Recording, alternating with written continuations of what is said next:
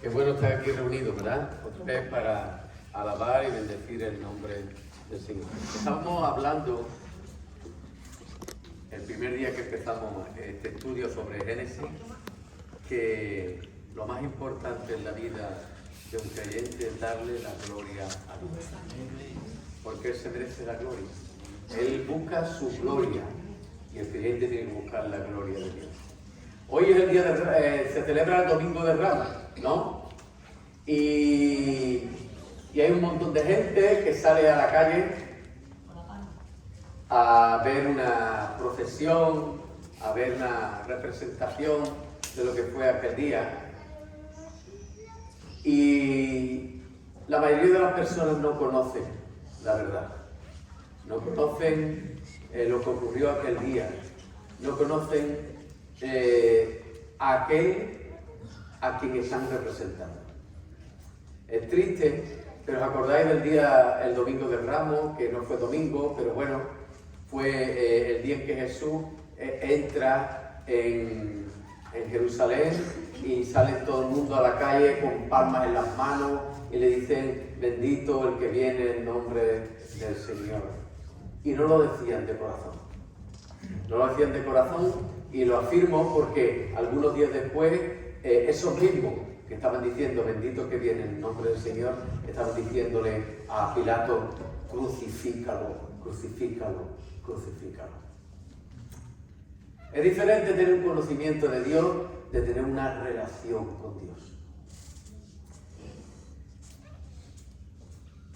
Tenemos que orar por todas esas personas que están yendo a la calle, que celebran por tradición ese día en el que Jesús entró en Jerusalén, pero desconocen al Dios de la Biblia, desconocen al verdadero Jesús. Tenemos que orar por ellos porque están siendo manipulados, están siendo toda la palabra, el conocimiento que ellos tienen es un conocimiento limitado y encima trastocado por la Iglesia Católica. Y bueno, hay una influencia importante en este mundo. Hay una influencia importante incluso sobre nuestros hijos. Y hay un estudio que yo hace tiempo miré en el que se ve cuánto tiempo de la vida de nuestros hijos son influenciados por el mundo, o por la enseñanza en la escuela, o por la enseñanza por otras personas, y son 3/4 partes de su vida. 3/4 partes de su vida, nuestros hijos están siendo influenciados por doctrina, por enseñanza, por costumbres del mundo, y están siendo bombardeados. 3/4 partes de su vida. ¿Cuánto tiempo dedicamos nosotros a contraatacar, a contrarrestar lo que el mundo está haciendo en la vida de nuestros hijos? Ahora los niños han ido a la escuela dominical, pero la escuela dominical no es suficiente. No podemos dejar en la enseñanza del mundo, la influencia del mundo, la influencia de las películas, de la pornografía, de las escuelas, de los amigos. No podemos dejar el contraataque contra la vida de nuestros hijos en manos de una hora de enseñanza de escuela dominical a la semana. Como padres cristianos tenemos que sentarnos con nuestros hijos, tenemos que hablar con nuestros hijos. A veces discipulamos a algunas personas y no entendemos o no percibimos que primero tenemos que discipular a nuestros propios hijos. Tenemos que sentar con ellos, hablar de la palabra de Dios, hablar del Dios en el que creemos, hablar de lo que Dios dice en su palabra y de lo que el mundo enseña, y tratar de contrarrestar lo que el mundo hace en la vida de nuestros hijos. El enemigo es muy sutil. ¿Os acordáis cómo engañó a la mujer?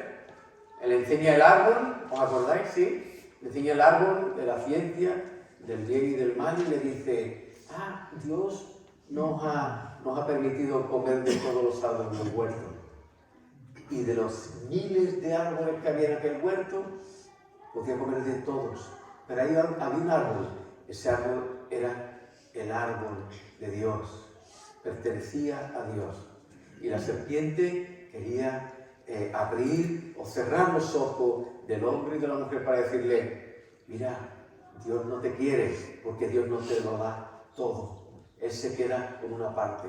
Y fijaros que Dios se quedaba con la parte mínima, con la mínima parte, con lo más pequeño, un solo árbol. Y el resto era para el hombre y la mujer. Pero la serpiente le da la vuelta al asunto y trata de convencer a la mujer y al hombre de que Dios no es bueno. Ese era el fin de la serpiente, demostrarle a la mujer y al hombre que Dios no es bueno. Pero Dios es bueno. Y lo vemos en todo lo que ocurre en el libro de Génesis hasta Apocalipsis. Vemos que Dios es bueno. Fíjate si es bueno que cuando la mujer y el hombre se esconden de Dios porque dicen, vimos que estábamos desnudos y tenían vergüenza, ¿verdad? Tenían vergüenza y tenían miedo. Tenían miedo porque habían percibido que habían desobedecido a Dios y ya un muro o un abismo infranqueable se había abierto entre Dios y el hombre por causa del pecado. Y tenían miedo porque sintieron como que Dios les había abandonado, y habían sido ellos los que habían abandonado a Dios. Y hablamos también de cómo Cristo sufrió todo eso en la cruz. Sufrió la desnudez que el hombre experimentó. Sufrió el sufrimiento que fue la maldición que cayó sobre el hombre y la mujer. Sufrió la separación de Dios. Padre, ¿por qué me has abandonado? En la cruz Jesús sufrió todo lo que el hombre experimentó aquel día. Y Él lo sufrió sin tener lo que sufrir, porque Él es Dios, Él es justo, Él es santo, Él es perfecto. Pero me gustaría continuar con este tema. Y a mí me impacta mucho como cuando el hombre peca. En el versículo 9 del capítulo 3 de Génesis dice: mas Dios llamó al hombre y le dijo: ¿dónde estás tú? Y él dijo: oí tu voz en el huerto y tuve miedo, porque estaba desnudo y me escondí.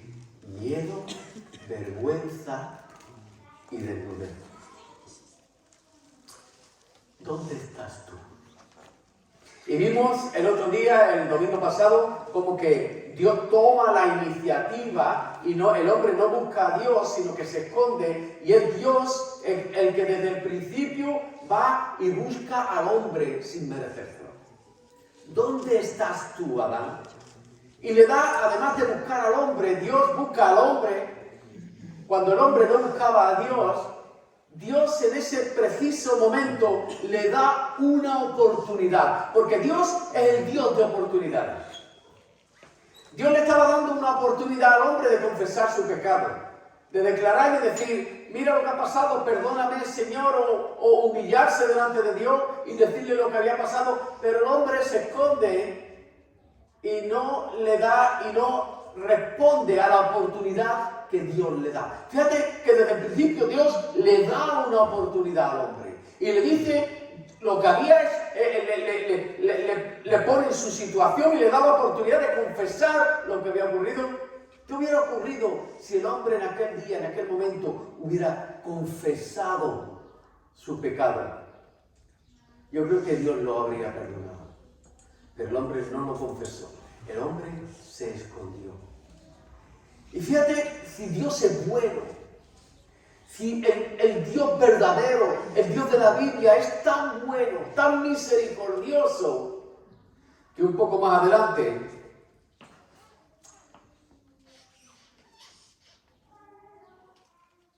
cogió Dios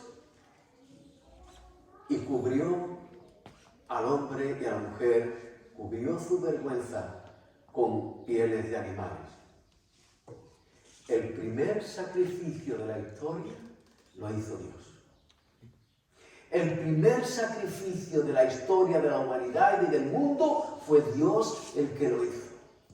Fue Dios mismo el que, viendo al hombre, Dios al hombre en la situación que se encontraba el hombre y la mujer, no lo dejó como estaba, sino que sacrificó a dos animales inocentes, a dos, para cubrir la vergüenza y el miedo de Adán y de Eva. Dios toma la iniciativa en llamarle, en buscarle, y Dios toma la iniciativa en buscar una solución para el hombre. A mí me impactó cuando yo estaba leyendo y veía cómo Dios fue y sacrificó a dos animales inocentes para cubrir la desnudez, para cubrir la vergüenza del hombre y de la mujer. Dios fue el que hizo el primer sacrificio de la humanidad, de la historia, y Él hizo también el último, el primero y el último. Porque Él sacrificó a dos animales para cubrir la vergüenza del hombre y la mujer, y Él sacrificó a su propio Hijo en la cruz para cubrir nuestro pecado, nuestra vergüenza, nuestra desnudez y darle un futuro a la humanidad. Ese es el Dios en el que creemos. Ese es el Dios verdadero. No un Dios al que tenemos que sacar en un trozo en un vaso, en un trono, y sacarlo a hombro porque no se puede mover, porque no puede oír, porque no puede decir nada, porque no puede ayudarte de ninguna manera. Es el Dios todopoderoso que está en el cielo y que está pendiente de ti. Y que te está dando una oportunidad. Porque cada vez que el hombre cae, Dios le da una nueva oportunidad. Y Él está ahí. Él está ahí. Él no te deja. Dios te está dando una nueva oportunidad. Cada día Dios nos da una nueva oportunidad de volvernos a Él. Y ahora en el capítulo 4 dice: conoció Adán a su mujer, Eva, la cual concibió y dio a luz a Caín. Y dijo: por voluntad de Jehová he adquirido varón. Después dio a luz a su hermano Abel, y Abel fue pastor de ovejas, y Caín fue labrador de la tierra. ¿Qué eran las consecuencias del pecado? La primera consecuencia del pecado fue la ruptura de la relación del hombre con Dios, porque se rompe la relación con Dios y es el hombre el que la rompe. Pero Dios sigue teniendo una conversación con el hombre o con la mujer. Dios no deja de hablarle. Nosotros cuando nos enfadamos con nuestra mujer, nuestro marido, a veces pues no le hablo. ¿Es verdad? ¿Sí? A veces por un largo tiempo. Depende de la persona. Pero Dios lo primero que hace es tener una conversación con el hombre y darle al hombre una oportunidad. Lo primero que se rompió fue la relación con Dios. Lo segundo que se rompió fue la relación entre el hombre y la mujer. La mujer que me diste. Y ahora el hombre acusa a la mujer de ser la responsable de que él pecara. Cuando él estaba allí, cuando la serpiente hablaba. Cuando él estaba allí junto a su mujer y lo permitió. Y cuando él también comió del fruto de aquel árbol. Y los dos eran culpables. Pero el hombre se descarga la culpa y dice: la mujer que tú me diste. Y directamente le está echando la culpa a su esposa, pero está echando la culpa a Dios también. La mujer que tú me diste. Y después la mujer se descarga también y dice, y rompe también esa relación con Dios y le dice: la serpiente indirectamente que tú creaste, ¿no? Y ahí hay una ruptura de un momento, de un tiempo maravilloso en el que Dios se paseaba en el huerto con el hombre y la mujer, donde la gloria de Dios cubría al hombre y la mujer, y por eso no veían su desnudez. Se rompe todo aquello y ya no hay más esa relación. Y ahora, pues, ocurre que dice que conoció a Adán a su mujer. Y esta palabra conocer está interesante. Porque la palabra conocer, bueno, ya Adán conocía a su mujer, ¿o no? en el sentido que nosotros entendemos conocer. Adán, Dios se lo había presentado a él, y él que dijo, esto es lo más maravilloso que me ha pasado a mí. Este es hueso de mi hueso y carne de mi carne. Y un poco después dice, la mujer tiene la culpa. ¿Es verdad? Consecuencia del pecado. Es verdad que lo que sintió primero, ese enamoramiento que tuvo Adán por su mujer, dijo, esto es mi carne, esto es lo que yo quiero, esto es lo que yo deseo. Eso venía de Dios, era la voluntad de Dios y era el proyecto de Dios para la relación entre el hombre y la mujer. Porque Dios no crea al hombre solo, porque Dios quiere crear una comunidad. Porque Él es una comunidad, Él es Padre, Hijo, Espíritu Santo, Él vive en comunidad, es una Trinidad, y Dios creó al hombre para vivir en la misma relación entre el hombre y la mujer. Pero eso se rompió. Eso se rompió. Desde entonces hay una lucha dentro del matrimonio. El hombre va contra la mujer contra el hombre. Pero sabéis, eso no viene de Dios, viene de un enemigo que trata de romper nuestra relación de familia.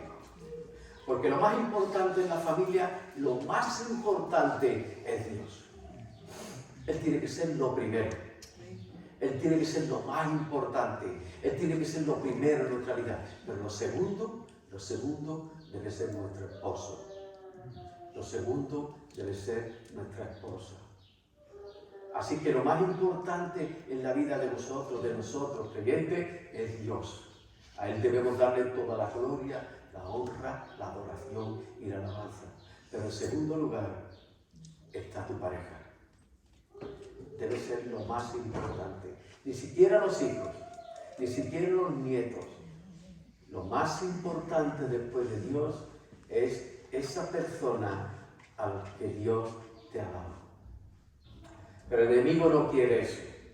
Y por eso se producen rupturas, se rompen matrimonios, se rompen relaciones y hay enfrentamientos porque el enemigo no quiere que haya esa relación de conocimiento. Conoció a Adán, a su mujer.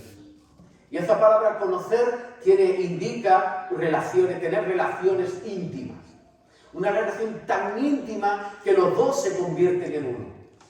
Esa relación tan íntima que el hombre y la mujer son uno, como si fueran uno. Adán lo dijo al principio, esto es hueso de mi hueso y carne de mi carne. Esta es yo, está diciendo.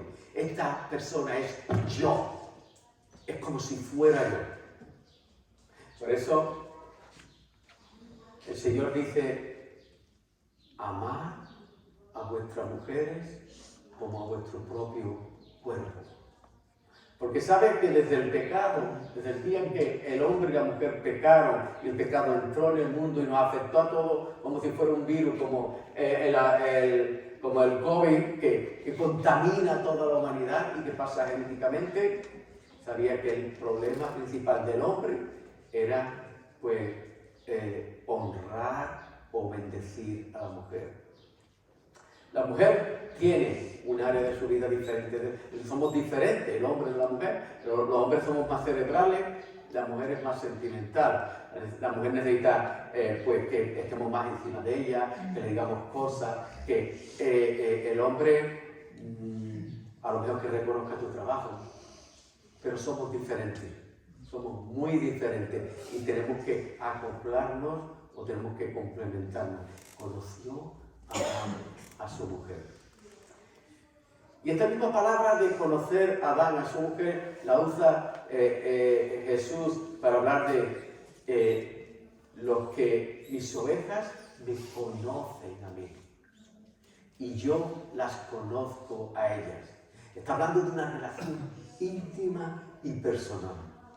Puedes llevarte toda la vida casado y no conocer a tu mujer, ni tu mujer te conoce a ti. Puedes llevarte toda la vida con tu pareja y ni siquiera sabes cómo es tu pareja porque no tiene un conocimiento de la manera que la palabra de Dios nos dice. Un conocimiento de cómo es esa persona, de qué siente, de cómo piensa, de tratar de entender a esa persona para bendecirla. y vamos a lo opuesto, intentamos que el otro, nuestra pareja, nos bendiga a nosotros. Pero la palabra de Dios nos enseña que se trata de conocerla, de conocerlo, de tener una relación tan íntima que llegues a entender a esa persona. Así que conoció Adán a su mujer. Está hablando de esta relación íntima, que en este caso es una relación tan íntima que es una relación sexual donde ambos se convierten en uno. Y dice que la cual concibió y dio a luz a Caín, y el nombre de Caín significa adquirido o recibido. Y era un padre, ¿cómo dice? Padre, no eran muy veteranos, eran primerizos. Eran los primeros padres y ni siquiera habían visto antes cómo se educaban a los hijos. Era la primera vez que dos seres humanos tenían unos hijos. Y tenían que empezar a educar a esos hijos. Y tienen dos hijos primero, Caín y Abel. Caín adquirido y Abel. Que un poco el significado dice, mi padre es Dios, Abel. O Dios es mi padre. Y como el pecado había entrado en el mundo, ¿qué ocurre? Viene y el enemigo, el demonio, entra en medio de esa relación entre los hermanos y trata de destruir la relación. Y ocurre el primer crimen de la humanidad.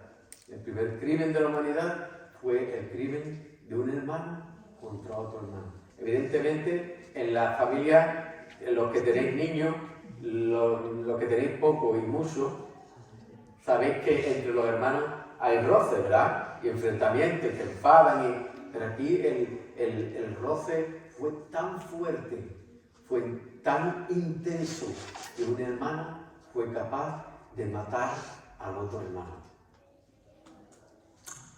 Y aconteció, andando el tiempo, que Caín trajo del fruto de la tierra una ofrenda a Dios, y Abel trajo también de los primogénitos de sus ovejas, de lo más grande de ellas, y miró Jehová con agrado a Abel y a su ofrenda, pero no miró con agrado a Caín y a la ofrenda suya, y se ensañó Caín en gran manera, y decayó su semblante. Fíjate cuál es la consecuencia de por qué Caín se enfrentó con su hermano. Y es a causa de una ofrenda. Desde el principio, evidentemente, Adán y Eva, o Dios le había mostrado a Adán y Eva como que tenían que ofrecerle a Dios una ofrenda de lo que Dios le había dado. Porque os voy a decir una cosa, lo que tú tienes no es tuyo. Lo que tú tienes, lo tienes porque Dios te lo ha dado. Tú no le das nada a Dios, yo no le doy nada a Dios, porque todo es suyo. ¿Crees que Dios necesita ni oro, ni plata, ni dinero? Dios necesita lo que yo tengo. Dios es el creador del universo, Él es el dueño del universo. Conocí a un hermano que daba el 80% de todo lo que ganaba, el 80% a Dios. Él era un empresario y él se quedaba con el 20%. Y una vez le preguntaron, oye, ¿y cómo es que tú le das el 80% a Dios? Él dijo, perdona, pero te estás equivocando. Yo a Dios no le doy nada. De lo que Él me da, yo tomo el 20%. Porque todo es suyo. Yo a Dios no le doy absolutamente nada. Y fue el tema de la ofrenda lo que trajo un problema entre ellos. Pero vamos a leer en Hebreos capítulo 11 y versículo 4, que dice, por la fe, Abel ofreció a Dios más excelente sacrificio que Caín, por lo cual alcanzó testimonio de que era justo, dando Dios testimonio de sus ofrendas, y muerto aún hablan por ellas. Y dice que fue, ¿por qué? Por la fe. La diferencia entre la ofrenda de Caín y la ofrenda de Abel no era la manera en que le presentaban. Algunos dicen, no, es que presentaba verdura y había que presentar un animal. No es esa la diferencia, porque la palabra de Dios no dice eso. La diferencia era la fe con que se ofrecía esa ofrenda.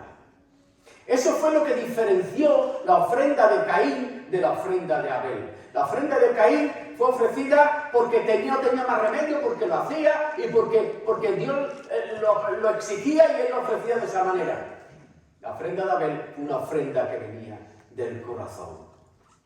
Fue una ofrenda que le daba la gloria a Dios.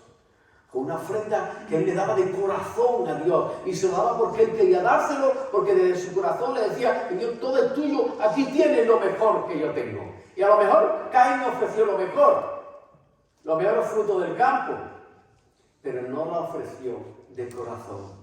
Esa es una gran diferencia, poner el corazón en las cosas que hacemos para Dios.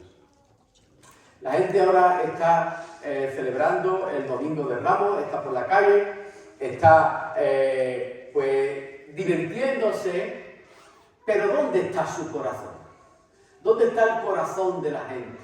¿Dónde está el corazón de las personas que están celebrando la entrada de Jesús en Jerusalén? ¿Está quizá en pasarlo bien el día de hoy? En que mis niños estrellen, antiguamente estrenaban las sandalias, ¿no? Porque era el día de poner una sandalia nueva. Yo me acuerdo que yo me encantaba, porque mi madre me compraba las sandalias y yo iba estrenando mis zapatitos, mis sandalias. Pero ¿dónde está el corazón de esas personas? ¿Creéis que el corazón de esas personas está en alabar, bendecir y glorificar el nombre de Dios? ¿O simplemente en una tradición que hemos celebrado por años? El corazón de Abel estaba en ofrecerle a Dios lo mejor. El corazón de Abel estaba en saber que estaba delante del Dios Todopoderoso. Y la segunda cosa que vemos aquí es que él lo ofreció con fe, sabiendo, confiando, creyendo en el Dios Todopoderoso al que le ofrecía la ofrenda. Así que hablamos de dónde está el corazón de esas personas, pero dónde está su fe también. ¿En qué tienen fe?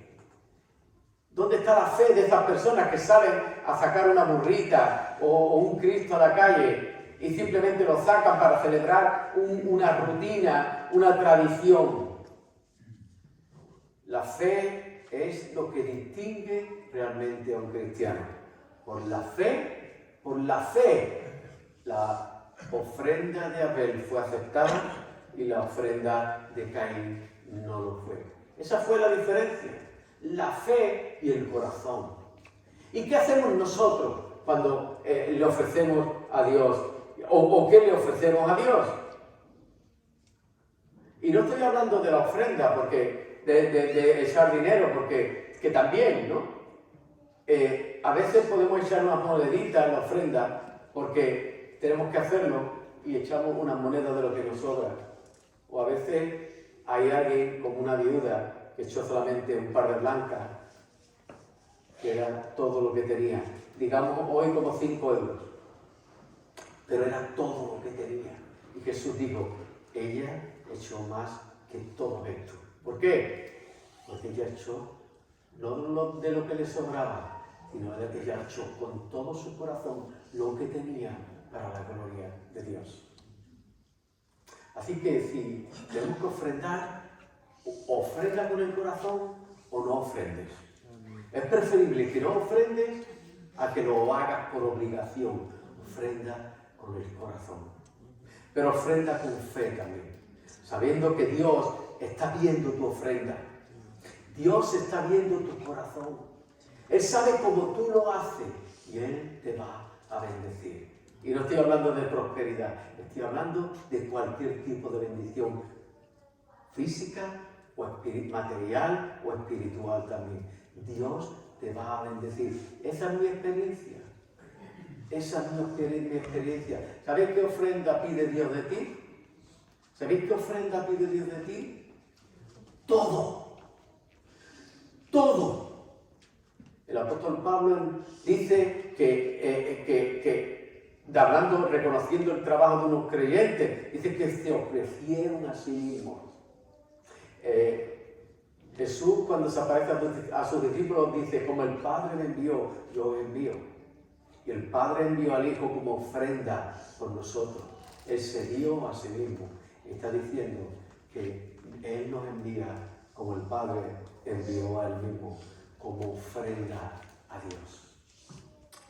Tu vida como creyente debe ser una ofrenda dedicada a Dios. Dios no quiere limosna, Dios no quiere basura, Dios quiere todo de ti. Dios es radical, Él no quiere todo de ti, Él no quiere menos que todo. Él quiere que le dediques tus pensamientos, Él quiere que le dediques tu tiempo, Él quiere que le dediques tu corazón, tu deseo, tu adoración. Él lo quiere todo de ti, todo. Y yo creo que Adán y Eva no lo enseñaron bien a sus hijos, porque Caín, por lo menos, Caín no entendió cómo tenía que hacer esa ofrenda. Pero no miró con agrado a Caín y a la ofrenda suya, y se enseñó Caín en gran manera y decayó su semblante. Se puso triste, estaba mal, estaba contra su hermano, y en vez de reconocer que era el producto de su falta de fe y de amor por Dios, él lo encauza contra su hermano y determina matar a su propio hermano. Imagínate, determina matar a su propio hermano. Muchas veces veo en televisión que los hermanos se matan por una herencia, ¿verdad? O porque hubo un enfrentamiento entre ellos, y veo como hay veces que o el padre mata al hijo, el hijo mata al padre, los hermanos se matan entre ellos por cosas materiales, cuando Dios nos dio la oportunidad de tener hermanos para bendecirnos, para darle gloria junto a Dios y para compartir. Qué bueno que esa familia, ¿verdad? Que esa familia que se sienta y el padre está orgulloso de sus hijos, porque los hijos comparten, se llevan bien, y lo primordial y más importante es el padre de familia. Cuando celebramos la cena del Señor, el Señor quiere que te reconcilies con tu hermano. Hoy vamos a celebrar la cena del Señor, pero el Señor quiere que cuando nos sentemos a celebrar la cena y Él está presente como Padre, que Él pueda sentirse orgulloso de nosotros, de saber que hay una buena relación entre nosotros, que nos amamos, que nos queremos como hermanos, que nos defendemos, que nos protegemos, que proveemos los unos a los otros. Ahí, si hay una iglesia que hace eso, Dios se siente orgulloso. Dios no quiere que tú dejes de tomar la cena. Él no quiere que un hijo esté ahí sentado y no participe de la cena que están celebrando, que están participando todos. Él quiere que tú te reconcilies con tu hermano. Él quiere que tengamos una buena relación.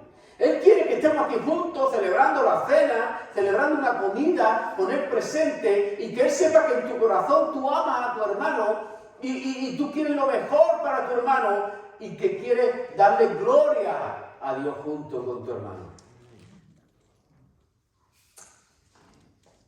Entonces Jehová dijo a Caín: ¿por qué te has enseñado y por qué ha decaído tu semblante?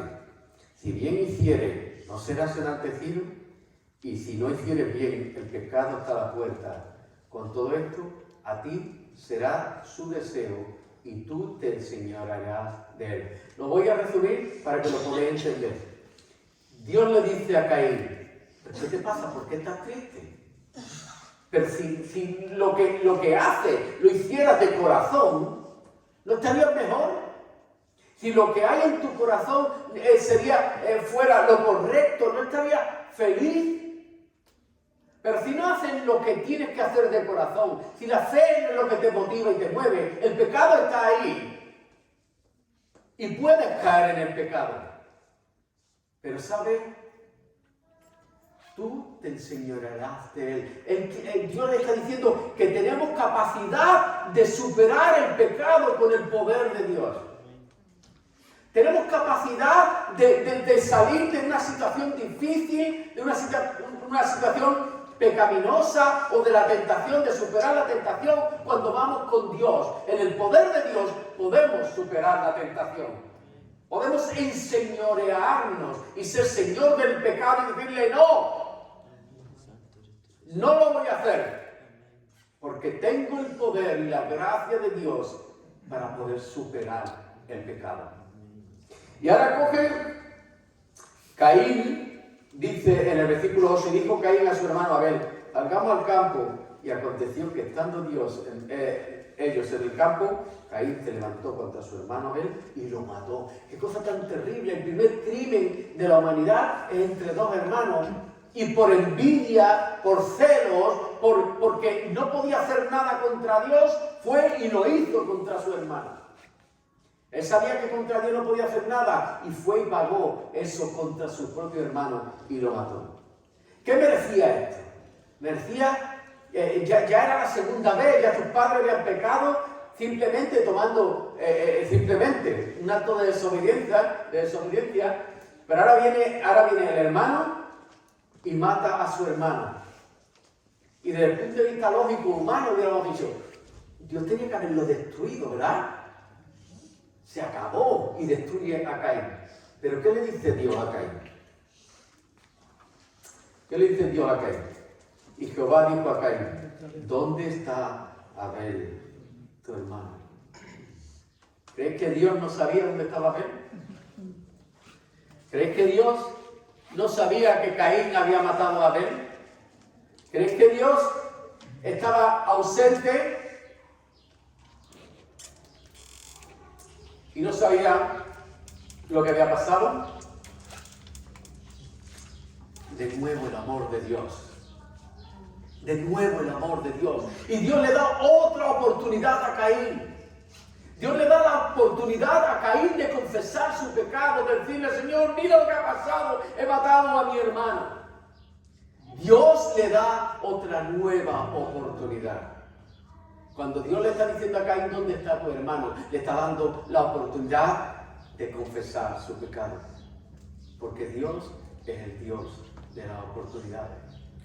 Y desde el principio de la creación, desde que el hombre peca hasta el final de la creación y hasta el final del mundo, Dios es el Dios de oportunidades. Dios siempre te da la oportunidad. Dios te está dando la oportunidad hoy aquí. Dios te está dando la oportunidad de poner tu confianza en Él. Y ahora Dios hace algo. Caín dice, él lo maldice, se va, y Caín dice, cualquiera que me vea me va a matar. Evidentemente habían nacido Caín y Abel, pero después más adelante veremos que Dios, Adán y Eva habían tenido más hijos, y cualquiera de los hermanos podía haber querido vengar la muerte de Abel, ¿verdad? Y él dice, te voy a proteger. Que Dios, ¿verdad? A pesar de su pecado, Dios protege a Caín y le pone una marca para que nadie pudiera matarle. Porque Dios es el Dios de oportunidades, es un Dios de amor que siguió dándole oportunidad de arrepentimiento a Caín durante toda su vida. Y Él lo marca. No sabemos qué marca fue. Algunos dicen que era un tatuaje, pero la Biblia no lo dice. No sabemos la marca que Dios puso en Caín. Lo que sí sabemos es que lo marcó y nadie podía hacerle daño. Y yo aprendo algo importante, y es que el pecado nos marca. El pecado nos marca. Cuando caemos en pecado, cuando desobedecemos a Dios, cuando no hacemos la voluntad de Dios, eso nos marca. Nos marca espiritualmente, porque marca tu alma, tu espíritu. Nos marca psicológicamente, porque sabes que has hecho algo mal y eso te está marcando, y a veces te pone a darle vuelta a la cabeza o te ha afectado a tu vida. ¿Cuántas cosas te han afectado a tu vida, verdad? ¿Cuántas cosas terribles has tenido que pasar que te han marcado? ¿Y cuántas cosas has hecho que han marcado la vida de otros? ¿Cuántas cosas hemos hecho en nuestra vida que nos han marcado a nosotros mismos por nuestro pecado? ¿Y cuántas cosas hemos hecho en nuestra propia familia que han marcado la vida de nuestros hijos? El pecado trae una marca.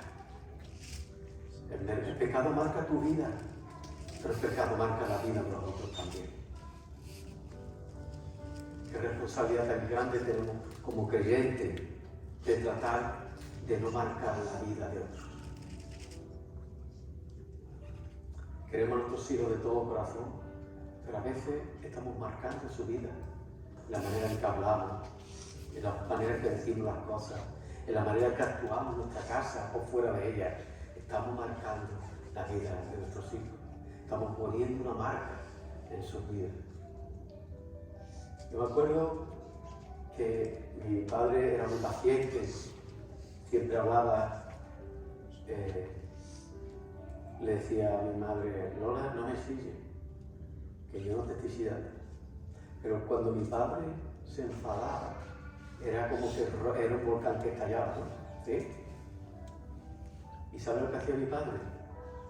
Mi padre me cogía a mí, me golpeaba y me daba con la correa, y me daba con el zapato, y me daba patadas, y me tiraba en el suelo, y me daba una paliza, y siempre lo pagaba conmigo. Y eso me marcó a mí. Después mi padre con el tiempo se convirtió, pero eso marcó mi vida. Saber que yo era el instrumento de desahogo de mi padre marcó mi vida. Y a mí me costó creer en Dios como padre, porque no podía ver un padre en Dios. Pero Dios quitó esa marca de mi vida y un día tuve una relación personal con Él. No marques la vida de tu familia. No marques la vida de tus hijos. No marques la vida de los que te rodean. Y si lo hemos hecho, tenemos que arrepentirnos y orar para que esa marca desaparezca de sus vidas.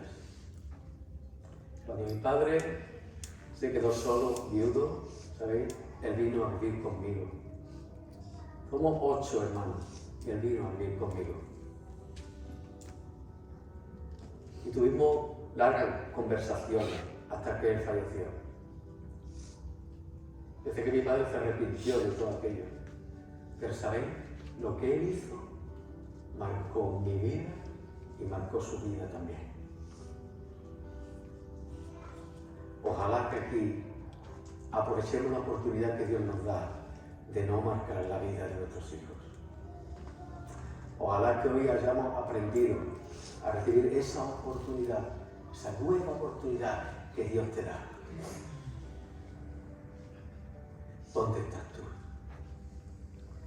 ¿Qué has hecho con tu hermano? ¿Qué has hecho con tu hijo? ¿Qué has hecho con tu esposo? ¿Qué has hecho con tu esposa? Y en vez de esconderlo, pongamos las rodillas en el suelo y le digamos a Dios: perdóname, Señor. Perdóname. Perdóname. Nunca quise marcar su vida, pero lo hice. Ayúdame a restaurar, porque solo tú puedes restaurar lo que yo hice.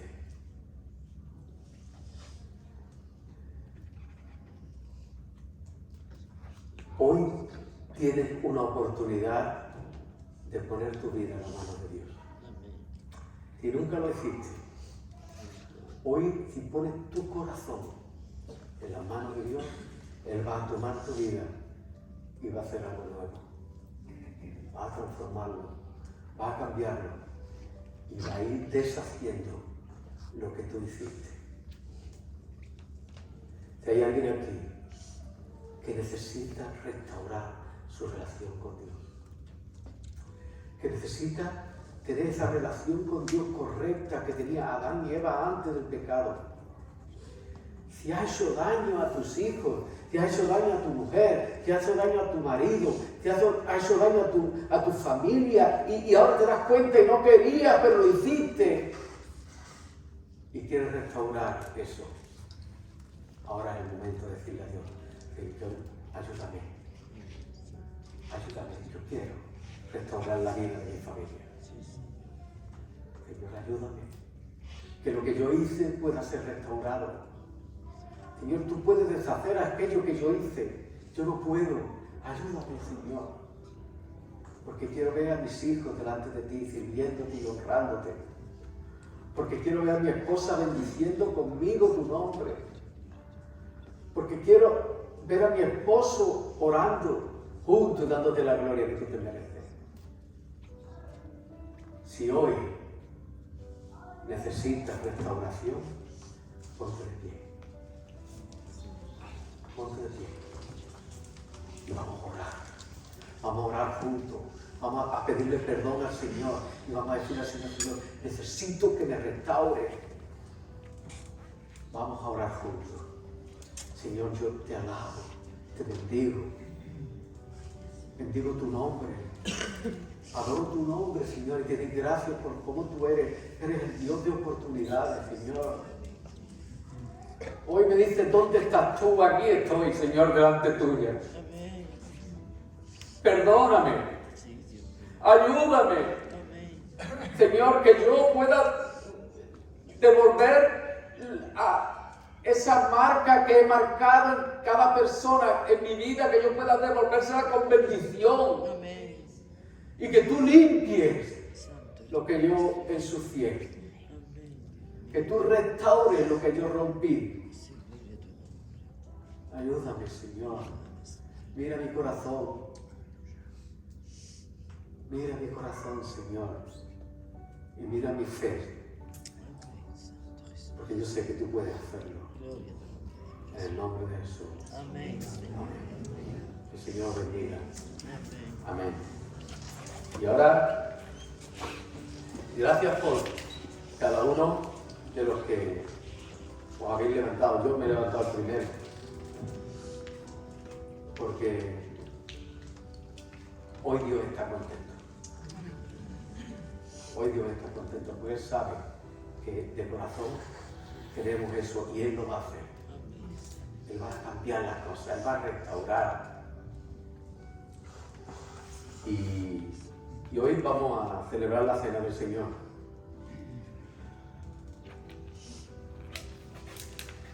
Vamos a ir a 1 Corintios. 1 Corintios, capítulo 11.